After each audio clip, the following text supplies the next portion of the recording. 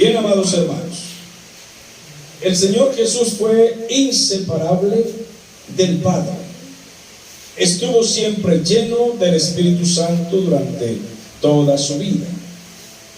Pero en este pasaje la Biblia nos dice: Jesús, lleno del Espíritu Santo, volvió del Jordán y fue llevado por el Espíritu al desierto.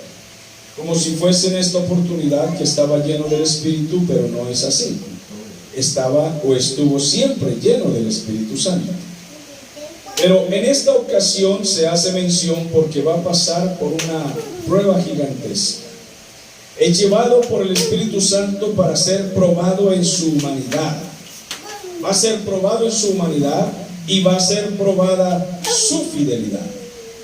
Es puesto a prueba antes de iniciar el ministerio y antes de escoger a los discípulos que Él va a encargar de continuar la misión que Él dejará sobre sus hombros: fundar, establecer la iglesia. Ahora bien, la palabra nos dice que fue llevado al desierto, pero el Señor fue tentado en partes diferentes.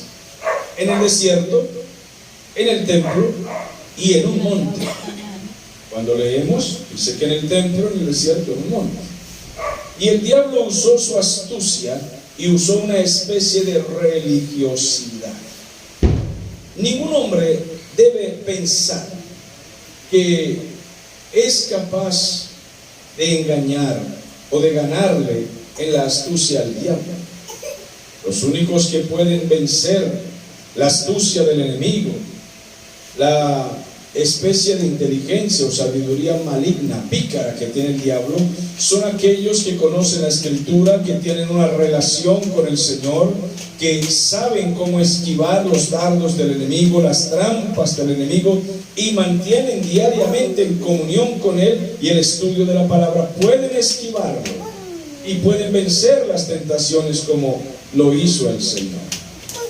Ahora bien, era necesario probar en el Señor la fidelidad y la humanidad. El Señor Jesús es 100% Dios, pero el Señor Jesús vino a la tierra 100% hombre. Vino para rescatarnos, para redimirnos, y debía ser probado en su humanidad para que fuese totalmente fiel. Ahora, Él debía ser obediente al Padre, depender del Espíritu Santo, y no podía vencer al enemigo, en este caso usando su divinidad. No podía usar su poder para vencer, su poder de Dios para vencer las tentaciones, sino como hombre, dependiendo del Espíritu Santo, debía vencerlo como hombre. Esta es la forma en que nosotros debemos entender que sí podemos vencer las trampas y tentaciones del enemigo, ayudados por el Espíritu Santo, como lo hizo el Señor. Deben aprender eso. Ahora bien, comenzamos entonces en el versículo 2, o pasamos al versículo 2, en donde dice que el Señor Jesús tuvo hambre. Leo el texto, leamos, y dice así: entonces el diablo, al versículo 2, dice: estaba allí 40 días y era tentado por el diablo, y no comió nada en aquellos días. Obviamente, al pasar 40 días sin comer, entonces tuvo hambre. Y allí comienza toda la escena. Él tuvo hambre. Esto nos demuestra también su humanidad. Este fue el blanco y la oportunidad que usó el enemigo. Cuando estamos vulnerables, esta situación es peligrosa para nuestra vida y el enemigo lo sabe.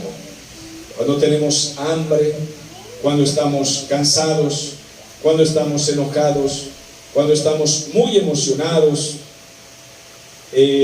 tenemos algún comportamiento excitado, el enemigo se aprovecha de eso. Cuando estamos demasiado emocionados, es peligroso tomar decisiones. Cuando estamos muy enojados, es necesario evitar tomar decisiones. Cuando estamos hambrientos o tristes, es peligroso tomar decisiones. Y en esos momentos el enemigo sabe que somos vulnerables y que algo nos falta. Cuando los esposos se pelean y están enojados uno con otro y sienten que ya no se quieren y que están cansados de estar juntos y que mejor no me hubiera casado y no sé cuántas cosas más, el enemigo aprovecha la oportunidad. Ese es el momento clave. Y el enemigo comienza a presentar ciertas consejerías, ciertos dardos que a veces las personas los aceptan. El Señor Jesús tenía hambre, estaba cansado, 40 días sin comer, orando. Estos 40 días, aunque la Biblia no lo dice, podemos imaginar. ¿Qué imaginamos? Que el enemigo estaba rondando, que el enemigo estaba pendiente de qué hacía. ¿Es este el Hijo de Dios? Dice que viene a cumplir una misión. ¿Qué misión viene a cumplir? ¿Viene a salvar la humanidad? ¿Es capaz Él de salvar la humanidad? ¿Tiene el poder, tiene la capacidad para salvar la humanidad? ¿Puede hacerlo realmente? Allí estaba rondándolo, pero a los 40 días y 40 noches, cansado el Señor, tuvo hambre. Y el enemigo pensó: esta es mi oportunidad. Voy a probar, voy a hacerlo caer, voy a engañar. Las tentaciones que el enemigo le presenta son de cosas que realmente le pertenecen al Señor, son legítimas de Él, y el Señor puede hacerlo, puede tomar legítimamente, sí, pero Cristo debe hacerlo por la vía legítima. Y el enemigo le presenta un camino ilegítimo, un camino que él no debía asaltar. Si usted tiene hambre, ¿qué es lo justo? Comer, es lo justo. Pero en el desierto no había panadería, ni cocinero, y él tenía hambre. Debía venir de ese lugar, del desierto, a buscar comida, y ya era justo. Lo justo es comer cuando hay hambre, y él tenía mucha hambre, ya habían pasado muchos días. El enemigo dice: si lo justo es comer, come. Tienes el poder para convertir esta piedra en pan. Esa es la vía ilegítima, porque el Señor Jesús no vino a saciar sus apetitos personales haciendo magia o mostrando poderes. No vino a eso realmente. Debía esperar que el ayuno terminara y que él pudiera, como todos los humanos, caminar hasta el lugar donde habría comida, dar gracias, entregar el ayuno como debía ser, y entonces saciar su hambre. Pero el enemigo le presentó esto, aprovechando la oportunidad, el cansancio y el hambre. Cuidado cuando usted esté cansado. No hablo de cualquier cansancio, hablo de mucho cansancio. Cuidado cuando sienta que las fuerzas se acabaron, o que el problema es muy gigante, o que usted está muy enojado. Cuidado, el enemigo le puede decir: este es el camino a tomar. Les pregunto a su conciencia de cada uno: ¿en algún momento que ha estado enojado ha pensado en cometer alguna locura?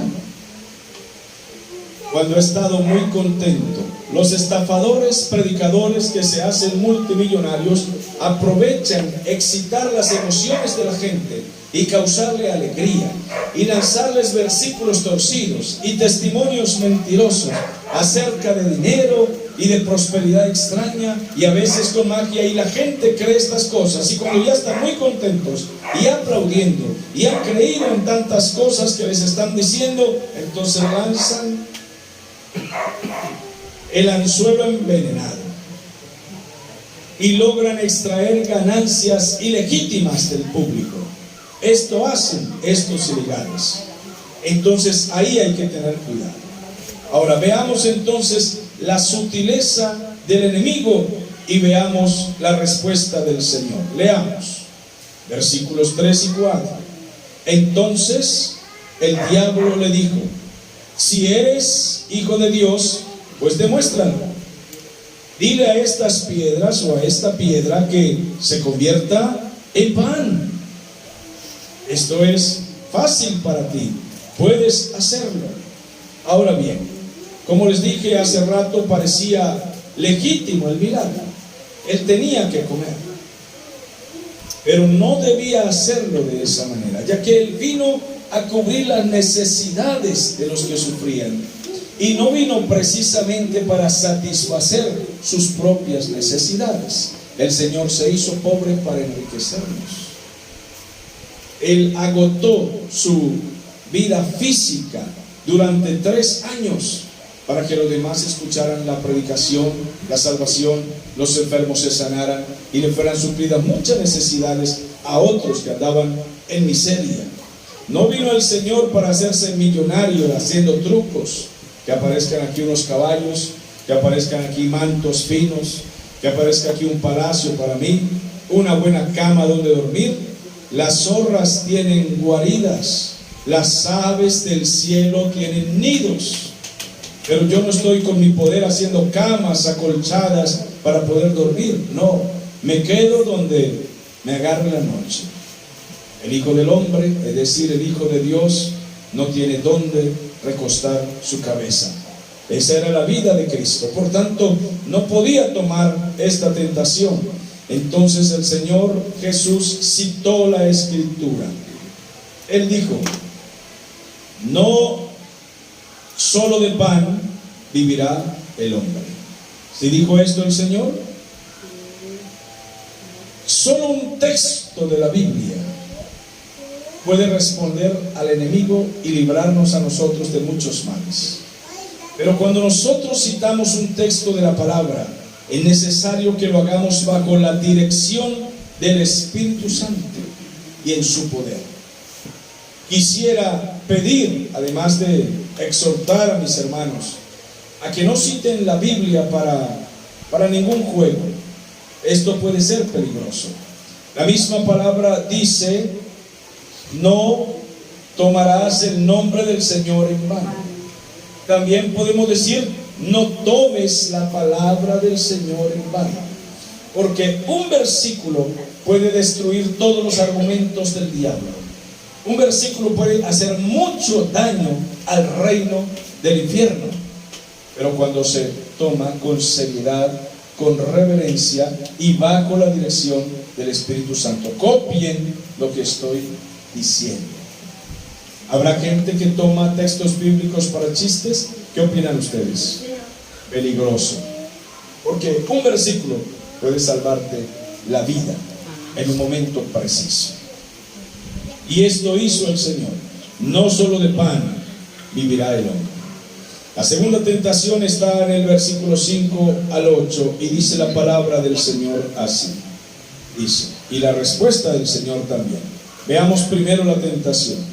Y le llevó el diablo a un monte, es decir, una montaña alta, y le mostró en un momento todos los reinos de la tierra. Y le dijo el diablo: a ti te daré toda esta potestad, todo este imperio, este poder, y la gloria de todos estos reinos, porque a mí me ha sido entregada, y a quien quiero la doy. Pero si tú postrado me adoras, entonces todo esto será tuyo. Le ofreció los reinos porque el diablo se cree el dueño. En el 6, ¿sí diga? Y le dijo el diablo: a ti te daré todo este poder.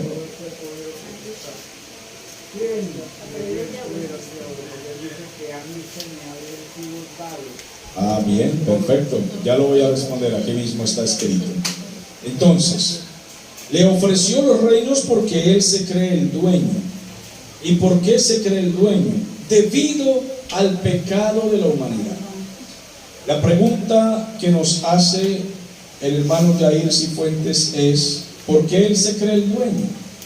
¿De dónde él le ofrece esto a Cristo? ¿De dónde él es el príncipe? Bueno, La historia comenzó en Génesis capítulo 3. ¿Quién era realmente el príncipe en el mundo? Adán. Adán gobernaba con Eva. Tenía esa potestad. Dios lo puso como un príncipe a gobernar todo. Pero el hombre debía ser sabio y obedecer a Dios y no caer de ese favor, de esa gracia, de ese regalo que se le había dado, de esa autoridad, de esa potestad. Si el hombre caía, entregaba entonces al enemigo este principado.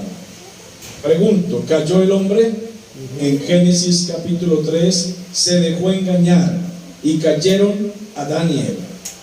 Desde entonces la Biblia dice que debido al pecado, al diablo se le conoce como el príncipe de este mundo. Eso está en Juan capítulo 12 y versículo 31, para el que quiera buscar allí, por favor. Juan 12, 31, la palabra del Señor lo señala como el príncipe de este mundo. ¿Alguien lo encontró?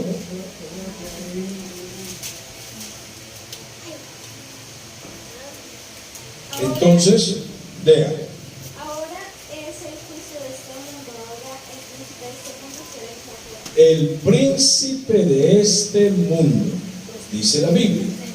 Vamos ahora a buscar segunda a los Corintios, capítulo 4 y versículo 4. Gracias, señorita, por ayudarnos. Lea en voz alta, que todos escuchen. Segunda a los Corintios 4, 4. Lea en voz alta, que todos escuchen. En los cuales el Dios de este siglo cegó el entendimiento de los incrédulos. El Dios de este siglo cegó el entendimiento de ¿quiénes? De los que no tienen a Cristo, los incrédulos. ¿Cómo se le llama a Satanás? El Dios de este siglo. Obviamente ustedes ven que el Dios está escrito con una D minúscula, porque el único Dios soberano es el Creador. Pero Satanás es calificado también como Dios de este siglo. Si nosotros vamos a toda la ciudad, al país, y ponemos sonido en las esquinas y leemos un versículo como este y decimos a la gente: la Biblia dice que Satanás es el Dios de este siglo y es el Dios de todos los que no tienen a Cristo, ¿qué nos harían? Con la piedra. Es peligroso que nos den piedra, y no lo estamos diciendo nosotros, está escrito en la Biblia. Toda persona mundana que practica la mundanalidad, el pecado, que está lejos del Evangelio de Cristo, que no se ha arrepentido, que no ha dado un giro, que el Espíritu Santo no le ha cambiado la vida, que no ha dejado atrás todas las cosas malas que aprendimos en el mundo, de nuestros padres, de nuestros abuelos, de nuestros familiares, de nuestros antepasados, de nuestros vecinos, de nuestros primeros padres. Todos aquellos que continúan viviendo en sus cosas mundanas, ellos están bajo el Dios de este siglo que se llama Satanás o diablo. ¿Vamos aprendiendo eso? Es lo que dice la Biblia. Esa es la respuesta para don Yair. ¿Quién le entregó al enemigo ese poder? Él lo tomó cuando el hombre cayó. Le fue transferido temporalmente por causa del pecado de nuestros primeros padres, pero también se dice por causa del pecado de la humanidad, porque no solo heredamos el pecado, sino que lo hemos practicado y nos hemos divertido. Cuando no teníamos a Cristo, nos divertíamos haciendo el mal y nos reíamos del bien. Y alguien dígame que no. Era así, en la ignorancia. Y esos pecados de la humanidad, de generación en generación, degenerados, se le entregó al enemigo, el principado. Y la Biblia dice en Efesios capítulo 2 y versículo 2, lea por favor en voz alta, que todos escuchen. En los cuales anduvisteis en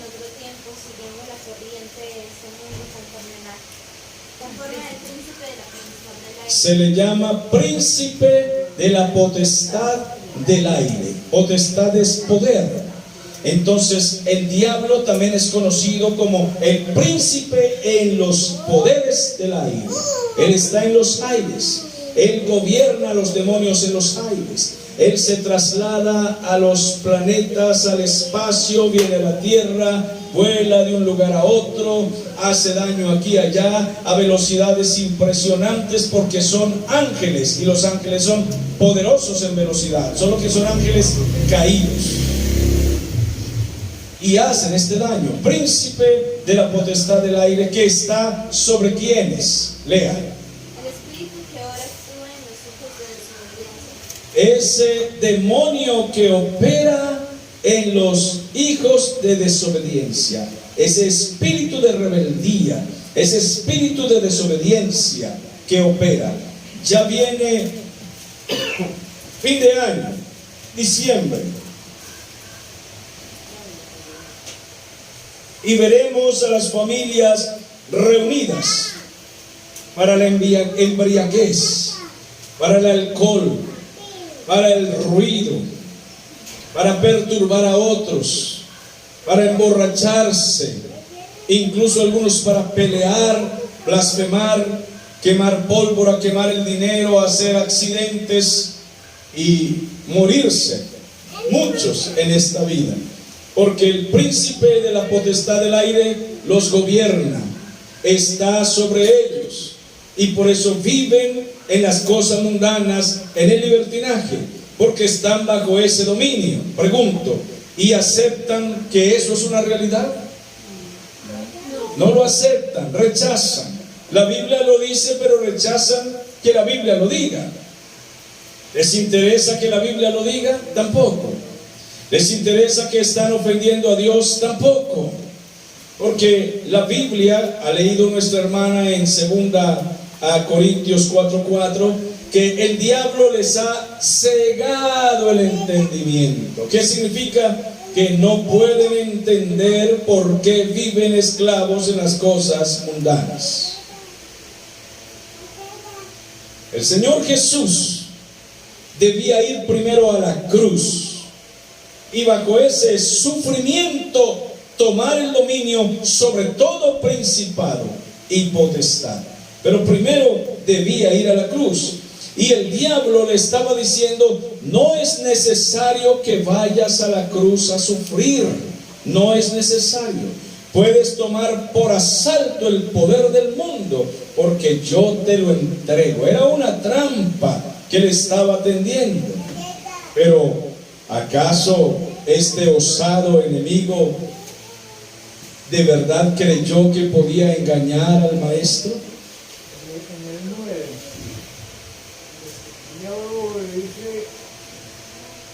En el 9, y le llevó a Jerusalén y le puso sobre el pináculo del templo y le dijo, claro, lo que pasa es que usted se me está adelantando a los pasajes bíblicos. Sí, vamos primero del 5 al 8, no hemos terminado el 8. Entonces, el Señor Jesús en el versículo 8 responde y le dice: vete de mí, Satanás, porque escrito está: al Señor tu Dios adorarás y solamente a Él servirás. El Señor Jesús citó la Escritura. Tengo que decirles que cada vez que venga una tentación es necesario recordar y citar ¿qué? La Escritura, la palabra de Dios. Hay que citarla. Pero si usted no lee ni un texto bíblico en la semana, ¿qué va a citar?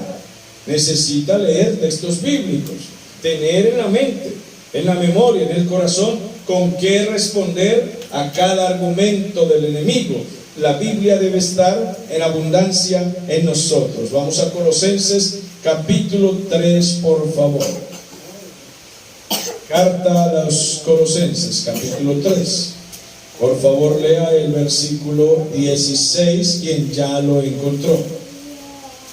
La palabra de Cristo habite ricamente en vosotros, enseñándoos y amonestándoos unos a otros en toda sabiduría, andando con gracia gracia en vuestros corazones, así con salmos, himnos y cánticos espirituales. Se da cuenta que la palabra del Señor debe abundar con abundancia, debe estar con abundancia en nuestros corazones. La palabra de Dios debe ser leída, debe ser memorizada, debe ser recopilada en nuestra mente y corazón. Amén. Ahora vamos a Colosenses capítulo 2, por favor. En el capítulo 2 dice la Biblia: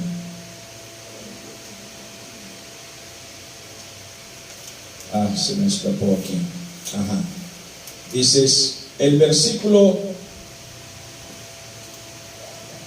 por favor, el 10 en adelante. ¿Puede ayudarme a leer?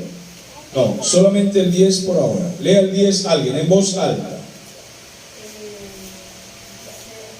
Y vosotros estáis completos en él, que es la cabeza de todo principado y potestad. Estamos completos porque Él es la cabeza de todo principado, Jesucristo. Ahora vamos al versículo 14.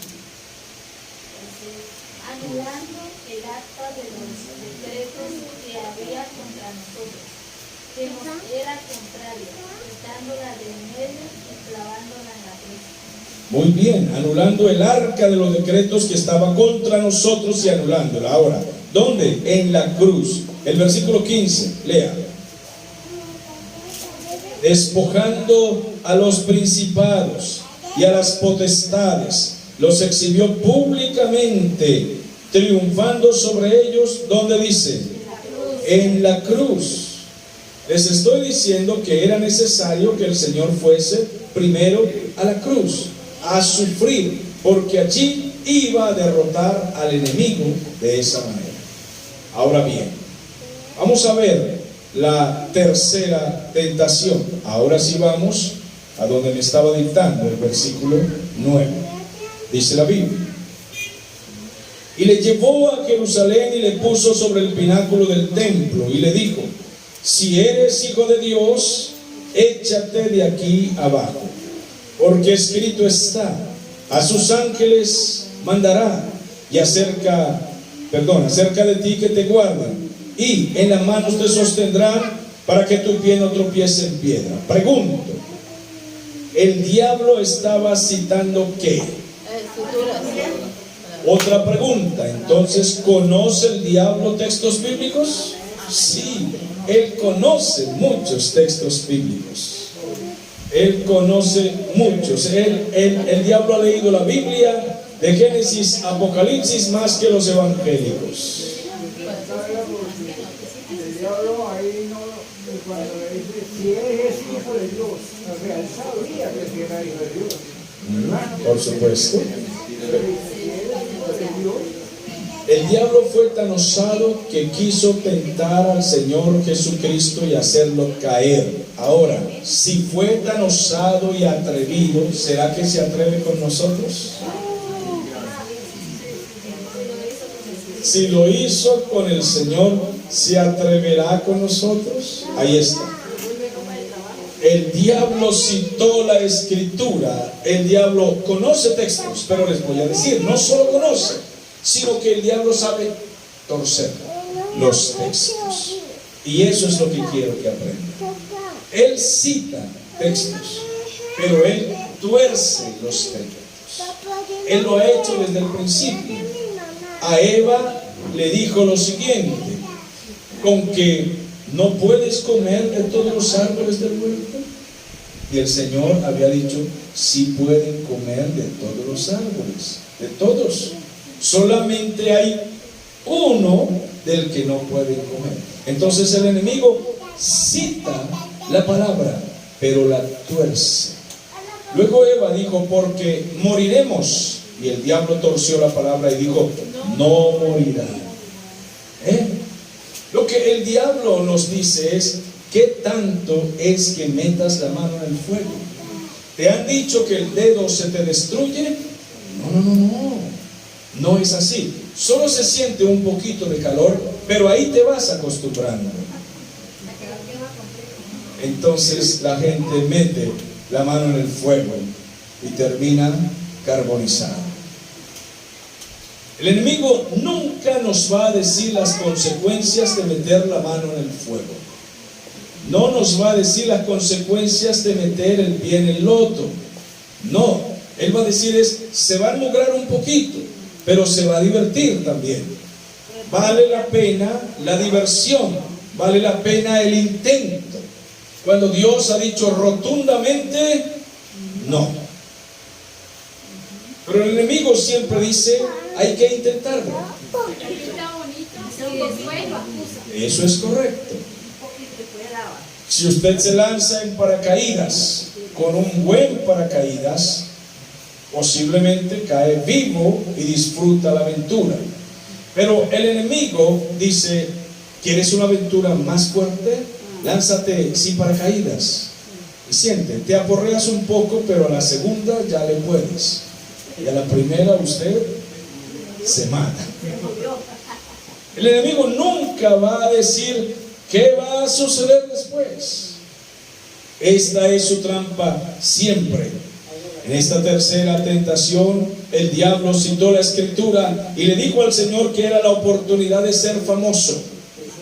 Si usted se lanza, Dios va a enviar a los ángeles y usted va a caer vivo, nada le va a pasar, ni siquiera se va a tronchar un tobillo, porque usted es hijo de Dios, y el hijo de Dios no puede tropezar en piedra, nada le va a pasar, los ángeles mandará cerca de ti. ¿Qué salmo le citó el diablo? 91. ¿Ven que el diablo sabe más salmos que nosotros? ¿Yo? Él sabe todos los salmos. Él sabe citar salmos, pero él tuerce la escritura. El Señor le respondió con Deuteronomio 6:16 y le dijo, no pondrás a prueba al Señor tu Dios. Nadie puede decir, yo voy a hacer tal cosa para ver si es verdad que Dios me va a ayudar. Haré tal cosa para ver si es verdad que Dios se preocupa por mí. Haré esto otro para ver qué es lo que Dios es capaz de hacer. Nadie puede poner a prueba al Señor. Cuando el enemigo vio, ahí también el enemigo cuando le dice si eres hijo de Dios, ahí como queriendo que el Señor como que lo haga, sí, porque si accediera como si implicara que él sea Dios, pero entonces también cuando le dice no tentarás al Señor tu Dios, es porque él sabe que él es Dios. es correcto, es que está examinando para comprobar si será este o será otro. Si es este, lo voy a hacer caer, y si cae, quedó destruido todo el plano. No puede salvar a la humanidad. ¿Se dan cuenta? Esa es la forma. En el versículo 13, la Biblia entonces dice, ¿cómo dice el versículo 13? Que perdón.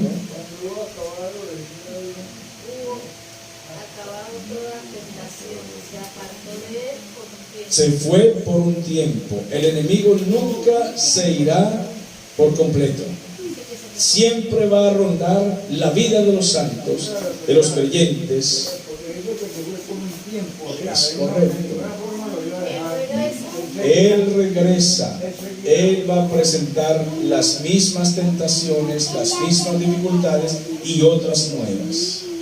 Él va a procurar que pase lo mismo una y otra vez, o que de otra manera los hijos de Dios se aparten o se caigan.